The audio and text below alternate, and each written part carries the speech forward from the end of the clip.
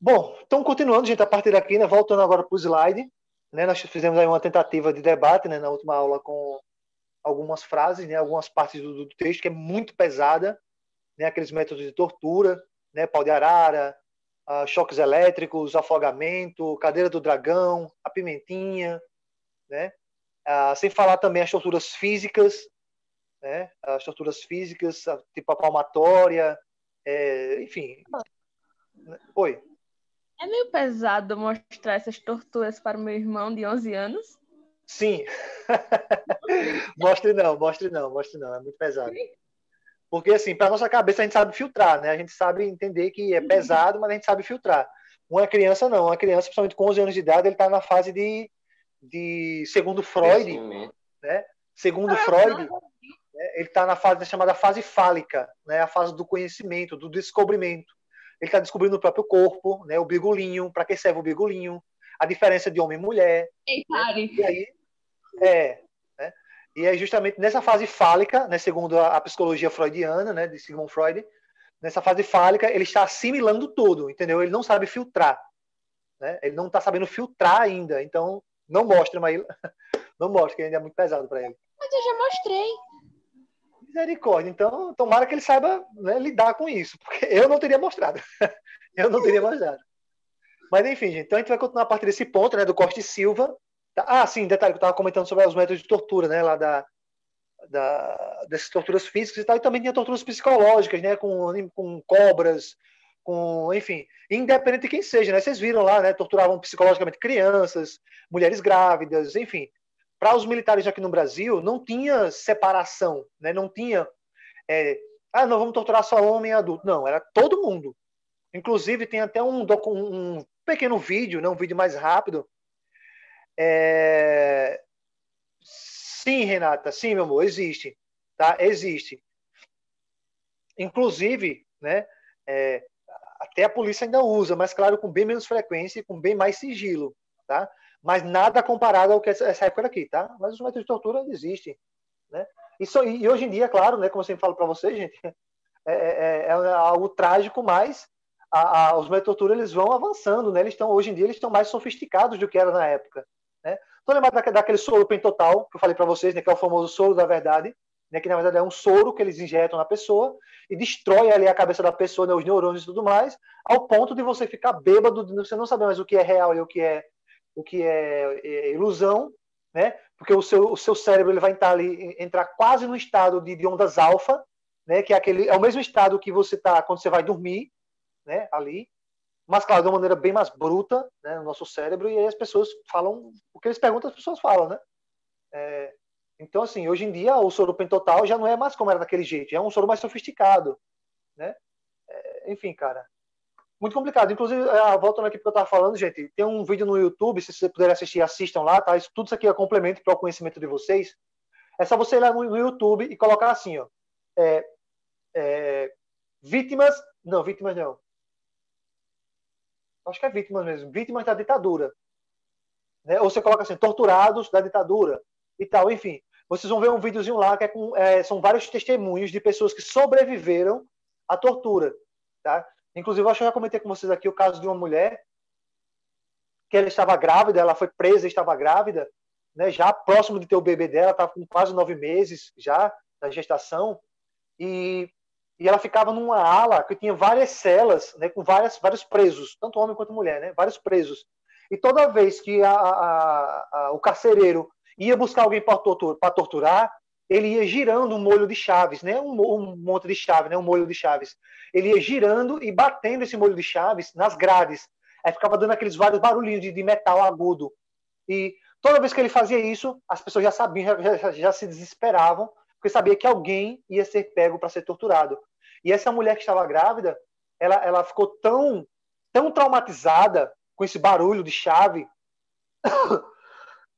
desculpem, né? E ela ficou tão traumatizada com esse barulho de chave que ela começou a ter soluço, e mesmo depois que o soluço dela passou, ela percebeu que o filho dela no ventre estava soluçando. Olha que coisa absurda, velho. E até hoje, viu, pessoal? Até hoje, dessa época que ela foi presa, tá? Até hoje, a criança já está aí com seus 30 e poucos anos de idade. O filho dessa mulher está viva, ela sobreviveu. E até hoje, O filho dela está soluçando. Ele acabou desenvolvendo soluço crônico, ou seja, é algo que não tem cura. Ele toma vários remédios para diminuir a intensidade do soluço, porque senão, se ele não tomar esses remédios, chega ao ponto dele não conseguir nem falar. Né? Ele pode se engasgar, pode chegar até morrer, por causa desse tipo de soluço. Né? Então isso aí foi o quê? Foi um trauma psicológico, mesmo do bebê no ventre, né? Ali da mãe ainda. Então, assim, cara, é algo completamente brutal e grotesco, certo? Bom, gente, então depois dessa revisãozinha, vamos voltar aqui só para a gente relembrar um pouquinho aqui, tá? Esse aqui é o primeiro governo militar, né, do Humberto Castelo Branco. E como eu falei para vocês, pessoal, não esqueçam disso, tá? Como eu falei para vocês, uma coisa é você tomar algo, outra é você manter aquilo, certo? Uma coisa é você tomar, outra é você manter. Então, da mesma maneira que o Getúlio Vargas, lá em 1930, deu um golpe de Estado, né, vocês estão lembrados, né? Para começar era Vargas, e ele deu um golpe lá, e ele começou a tomar diversas medidas para se manter no poder, os militares também, certo? E aí, nós vimos aqui, né, que o primeiro presidente militar, né, Humberto Castelo Branco, conhecido popularmente apenas como Castelo Branco, né, ele vai criar os chamados AIs. Tá? Eu dei um ênfase muito grande nisso aqui, tá, gente? Lembra aí. AI. Tá? Ou se tiver o S na frente, AIs. Quando fala dos 5, porque foram 5, tá? Ao todo. Então, o que é um AI? É um ato institucional, certo? É uma lei obrigatória, tá? Então, nós vimos aqui, né, as principais medidas de cada ato, lembrando que é uma lista imensa, tá? Para cada ato. Mas aqui eu trouxe para vocês aqui as principais medidas de cada ato. Então, tem um primeiro ato, eleições indiretas para presidente, óbvio, né? Porque a partir de agora o povo não tinha mais direito a voto. Então, eles se reuniam no próprio colegiado deles ali e votavam neles mesmo, eles sempre venciam, né? Assim fica fácil vencer. Segundo, cassação de mandatos. Todos aqueles que faziam oposição aos militares foram cassados, perderam seus cargos. No ato número 2, nós temos aqui instituição do bipartidarismo, né? A ARENA, Aliança Renovadora Nacional, que pertencia aos militares, e o MDB, Movimento Democrático Brasileiro, que era um movimento muito fraco, tá? Era um partido muito fraco, que nem não tinha nada de força aqui para combater. No ato número 3, né, o AI número 3, nós temos aqui eleições indiretas para governador. Então, você observa que o que foi feito aqui no primeiro ato se estendeu para o terceiro ato. Né? Então, a partir de agora, também os governadores eram escolhidos a dedo. Tá? E o ato número 4, criação de uma nova Constituição, em 1967. Tá? Bom, gente, então nós temos aqui, né, foi criado também o Serviço Nacional de Informação, tá? Serviço Nacional de Informação, o SNI, e algumas medidas que foram feitas foram corte de gastos, aumento de impostos e ajuste salarial. Como eu falei para vocês, vocês devem estar lembrados, eu comentei que os militares começaram a divulgar uma frase bem comum para fazer com que as pessoas aceitassem o que estava acontecendo. E qual era essa frase? Vamos lá, relembre aí, gente. Abre aspas. Era preciso fazer o bolo crescer para depois dividir. Ou seja, as pessoas tinham que aceitar o que os militares estavam fazendo. Porque eles inventaram esse negócio, que era preciso fazer o bolo crescer. O bolo é a economia, tá? A economia crescer para depois dividir. Obviamente que isso aí era só uma mentira. Né? Então, medidas econômicas aqui, corte de gastos, aumento dos impostos e arrocho salarial. Se você observar bem, só o pobre se ferra. Né? Só o pobre se ferra. Bom, o Arthur Costa e Silva é o nosso segundo presidente militar, tá? Arthur Costa e Silva, conhecido popularmente apenas como Costa e Silva, tá? Gente, olha só, primeiro ponto que eu quero deixar bem claro para vocês aqui, tá? Eu quero que vocês me acompanhem aí, por favor, meus amores. E se vocês tiverem qualquer dúvida, pelo amor de Deus, gente, pergunte, tá? Que isso é muito importante, tá? Gente, logo no primeiro ponto aqui, a gente já tem uma diferenciação, tá? O Humberto Castelo Branco, na época do primeiro governo, tá, do Humberto Castelo Branco, era um tipo de governo que ainda não estava sendo colocado em prática as torturas. Certo? Tá claro isso aqui para vocês, né? Começou-se ali a prender as pessoas, né? Começou-se ali a reprimir mais, a fechar alguns meios de comunicação, né? A imprensa, a censurar a imprensa, no caso. Tudo bem, gente, até aqui? Deu para ficar claro isso aqui, né? No Castelo Branco, o primeiro presidente, as torturas ainda não tinham sido implantadas com força, tá? Até porque eles não poderiam começar tão agressivamente do começo. Mas, agora, no Costa e Silva, sim. Por isso, olha esse ponto que eu acabei de grifar para vocês, gente. O Costa e Silva, ele já é conhecido como um presidente da chamada linha dura, ou seja, de postura dura, agressiva, brutal, certo? Então foi no governo do Costa e Silva, meu irmão, que a tortura começou, a repressão começou com força, tá? E aí nós vamos ter os primeiros, né, momentos de intensos movimentos contrários à ditadura. Alguns ainda tentavam lutar, como por exemplo a UNE, né, no caso a União dos Estudantes, alguns intelectuais, né, médicos, algumas pessoas, jornalistas, políticos, né, alguns artistas de televisão, de rádio e também tentaram lutar, mas a gente sabe muito bem, né? Se eles fossem pegos, obviamente, eles seriam assassinados, né? Torturados e assassinados. Certo? Deixo isso bem claro para vocês. Não é por nada, gente, que foi nessa época aqui que muitos cantores brasileiros começaram a fugir do Brasil. Certo? Mas, olha que interessante. Nessa mesma época, gente, surgiu também a chamada Frente Ampla, tá? Que foi a união, né, entre JK, o Juscelino Kubitschek, o Django, né, que foi o cara que foi deposto, né, o João Goulart, e o Carlos Lacerda, tá? Que era um líder ali também, né, bem conhecido, bem forte na política. E esses três aqui tentaram fazer uma frente ampla, ou seja, se unir contra os militares. Mas, gente, vocês sabem muito bem o que acontece quando você tenta lutar contra os militares, né? Então foram duramente reprimidos, alguns foram presos, tá? E aí, gente, acontece esse fato aqui, né? Olha o quarto ponto aqui, ó. Morte do estudante Edson Luiz de Lima Souto, tá? Um estudante vai ser assassinado pela polícia no meio da rua, tá? E esse jovem, a figura desse jovem vai acabar se tornando o símbolo de luta contra a ditadura, tá? No caso, para aqueles poucos que ainda tentavam lutar, certo? Os chamados guerrilheiros. Inclusive, até se parece bastante, né, com o nosso, lá com a Era Vargas. Estão lembrados, gente, lá que na Revolução Constitucionalista lá de 1932, 4 jovens morreram, 4 jovens lá, que eram de família rica, morreram, né, que até virou a sigla MMDC, né? Martim, Miragaia, Drauzio e Camargo, né? Que virou a sigla, que acabou se tornando a sigla lá, MMDC, que virou um símbolo de resistência contra o governo Vargas. Aqui acontece a mesma coisa, tá? Então o estudante Edson Luiz de Lima Souto, ele vai ser assassinado, né? E isso vai gerar, né, se tornar um símbolo de resistência.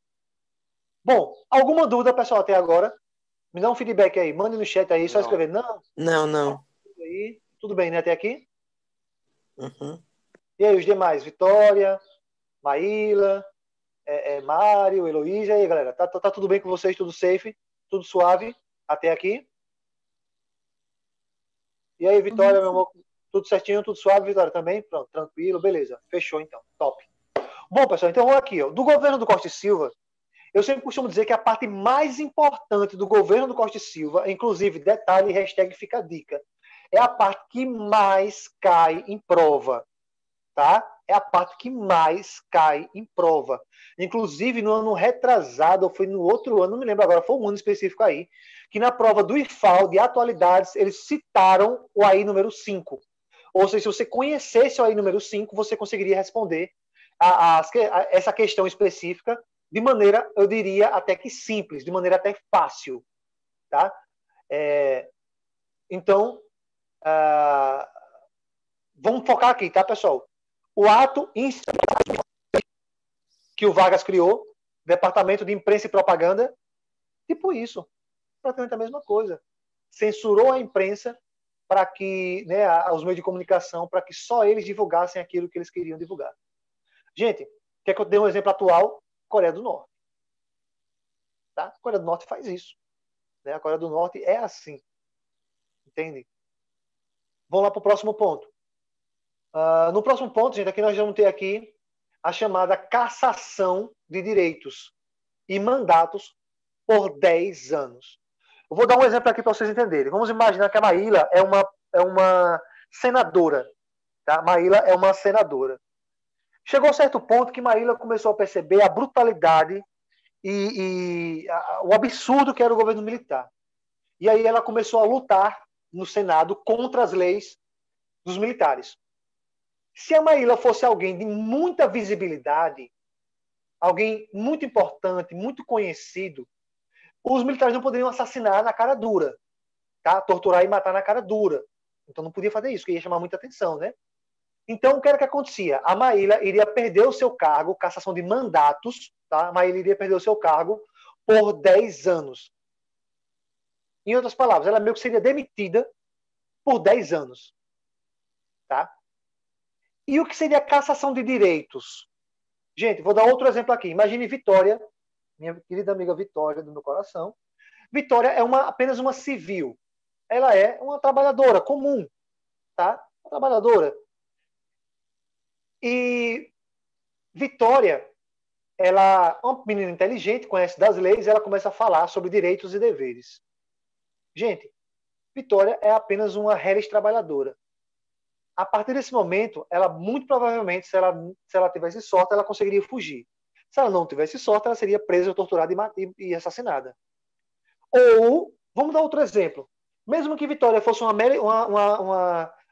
mera trabalhadora comum, mas ela teve a sorte de não ser presa. Mesmo assim, todos os direitos dela seriam retirados. Direito de ir e vir, direito à fala, direito à liberdade de expressão, enfim, tudo quanto fosse direito que ela tivesse seria cassado por 10 anos. Eu acho que vou falar para vocês nisso aí. Eu acho que você conseguiu entender, né? O que é cassação de direitos e mandatos por 10 anos. Tá? Se a pessoa fosse muito conhecida e tal, tivesse muita visibilidade, ou se a pessoa tivesse muita sorte realmente, né, quase ao ponto de jogar na loteria e ganhar, ela não seria torturada e morta. Né? Ela seria apenas presa, ou perderia o mandato, ou perderia os seus direitos civis e políticos. Certo? Vamos lá. É aquilo que eu falei para vocês, gente. Olha só, o próximo ponto aqui se encaixa com o anterior. Cancelamento das liberdades civis. Gente, vocês já ouviram falar nessa palavrinha aqui, ó, vou até escrever aqui na frente. Olha só. Vocês já ouviram falar nessa palavrinha aqui, ó, no chamado estado de sítio? Vocês conhecem esse conceito de estado de sítio? Eu acho que não. Não. Cara, olha só. Gente, o estado de sítio é o seguinte. Vários países fazem isso, tá? Só para mostrar para vocês aqui, vários países fazem isso. Geralmente, o estado de sítio, ele é imposto, ele é colocado em prática no momento em que algum país esteja em guerra, tá? Esteja em guerra. O que é o estado de sítio? Vou pegar o exemplo lá da Vitória de novo, tá? Vitória, ela costuma sair do seu trabalho e costuma ir para um restaurante, para uma lanchonete, né? Ir para algum barzinho com os amigos, para conversar e tal, bater papo, relaxar. A partir de um estado de sítio, os Não pode fazer isso. governantes impõem, perceba que ele não está pedindo, ele está impondo uma hora específica, um horário específico, para que a partir daquele horário você não possa mais sair de casa. Então, a partir de agora, vamos dar um exemplo aqui. Aqui no Brasil, quando aconteceu o estado de sítio, você tinha até às 6 da tarde para fazer o que você tivesse que fazer. Após às 6 da tarde, claro que isso não foi no Brasil inteiro, né? Foi só em alguns lugares do Brasil, mas isso aconteceu, tá? A partir das 6 da tarde, ninguém pode sair de casa. Isso é chamado de estado de sítio. Todo mundo entendeu, gente, aí, o que é estado de sítio? Sim, Né? sim. É isso que eu quero dizer, gente, um cancelamento das liberdades civis, certo? Ou seja, você perde o seu direito de ir e vir. Agora, quem controla até isso são os militares. Né? É algo, assim, bicho, completamente absurdo. Tá? E agora, para o próximo ponto, eu vou voltar para o exemplo da minha querida amiga do meu coração, Maíla. Tá? Maíla, como eu falei para vocês, era uma senadora. E a Maíla, por ser senadora, ela faz parte do grupo que pode aprovar leis. Aprovar ou reprovar leis. Só que agora, o que é que os militares fazem? Se liga só aqui, ó. O que é que os militares vão lá e fazem? Algo bem simples. Eles vão lá e fecham o Congresso Nacional. Entendeu? Fecham o Congresso Nacional. Ou seja, se Maíla podia fazer alguma coisa, agora não pode mais. Entende? Agora não pode mais. E aí, gente, você pode observar que todo esse panorama vai ser o palco perfeito para isso aqui, ó. Os militares, a partir desse momento, eles vão ter poder para invadir, prender, julgar qualquer pessoa. E segundo ponto, eles vão ter a liberdade, por isso que eu coloquei essa setinha aqui ligada uma na outra, eles vão ter liberdade para torturar, para tortura, como forma de coerção e obtenção de informações. O que é coerção? Coerção é pressionar você, te obrigar a alguma coisa. Eu estou coagindo você a fazer o que eu quero. Entende? Pessoal, vocês entenderam, gente, isso aqui? E outra, tá? Além disso, inclusive, eu nem sei porque foi que eu não coloquei aqui, eu tenho que colocar aqui. Acho que eu devo ter acabado esquecendo. Gente, as pessoas perderam o direito, eu vou até escrever aqui, tá? As pessoas perderam o direito, vou até escrever aqui como se fosse um ponto a mais, tá? Ó, as pessoas perderam o direito ao habeas corpus. Para vocês que eu não sei se vocês conhecem, se vocês estão por dentro desse conceito de habeas corpus, é o seguinte, gente, olha só, tá? Presta atenção, isso aqui é muito importante. Mano, eles privaram de totalmente, absolutamente tudo, então. Tudo. Eles pegaram, já era, você morreu. E outra, tava na lei que ele podia te matar. Tava na lei. Ah, poxa. Olha que coisa absurda, velho, que aconteceu. Tá entendendo, gente, aqui como foi o sistema? E aqui, gente, esse último ponto, ele também é bem importante. As pessoas perderam o direito ao chamado, né, habeas corpus. E aí você pergunta, para quem não sabe, o conceito de habeas corpus é o seguinte: habeas corpus é o direito que todas as pessoas têm de ir para um hospital para ser feito o corpo de delito, ou no caso de uma pessoa que foi assassinada, ser passado por uma autópsia para saber qual foi a causa da morte, ou, se a pessoa ficou viva, a causa da tortura. Vamos dar um exemplo aqui, tá? Vou dar um exemplo com os meninos. Vamos imaginar que o MC Andrezinho estava lá cantando os seus funk, seus rap bolado, a polícia não gostou, prendeu ele, torturou ele. Para poder, juridicamente falando, o André provar que foi torturado, ele teria que ir a um hospital, fazer o exame de corpo de delito, é o habeas corpus, para que, com um laudo médico, possa ser comprovado todas as lesões corporais e o médico vai assinar embaixo dizendo aqui, ó, esse ser humaninho foi torturado. Gente, as pessoas perderam esse direito. Olha que coisa absurda, velho, que aconteceu. As pessoas perderam o direito de buscar os seus próprios direitos. E outra, vamos imaginar agora um exemplo onde a pessoa morra. Sei lá, eu estava nessa época e um familiar meu morreu. E eu suspeito que esse meu familiar morreu sendo torturado e morto pela polícia. Eu também tenho o direito de ir a um hospital, passar ele por um médico legista para que ele tire o laudo e prove, através do laudo pericial, de que o meu parente, sei lá, ele foi morto através de tortura e assassinato. Eu também perdi esse direito. Vocês entenderam, gente, por que eu estou falando para vocês que o AI-5 ele foi o pior de todos? E é justamente por isso que ele cai em tudo que é prova, ele cai em tudo que é livro, ele cai em tudo que é vídeo. Eu acho que é impossível um professor de história que se preze, claro, né, tem muitos aí que são, pelo amor de Deus, mas tem muitos professores de história, eu acho meio impossível qualquer que seja o professor de história dar uma aula sobre ditadura e não falar sobre o AI número 5. Tá? Justamente porque aqui vocês observam, como a Camila comentou, você observa, gente, aqui que as pessoas passaram a ser completamente e literalmente submissos aos militares. Entende? Completamente e literalmente submissos aos militares. Né?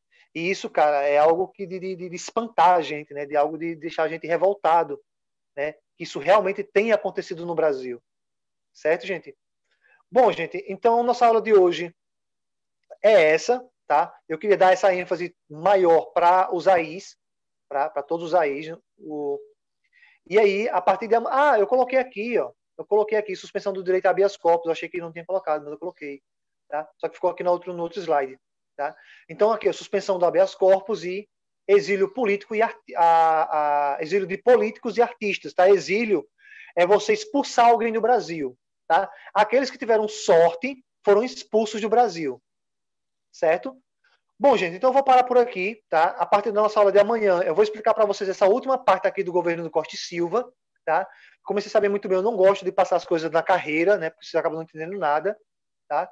Então a gente vai deixar amanhã para explicar essa parte aqui, esse finalzinho, e explicar também esses movimentos aqui de oposição, né? A Igreja Católica, uma pequena parcela da Igreja Católica, que inclusive é nessa pequena parcela que está o Dom Paulo Evaristo, tá? O Dom Paulo Evaristo Armes, certo? A União Nacional dos Estudantes, e a OAB, né? A Ordem dos Advogados do Brasil, tá? Então a gente vai deixar para explicar isso aqui amanhã,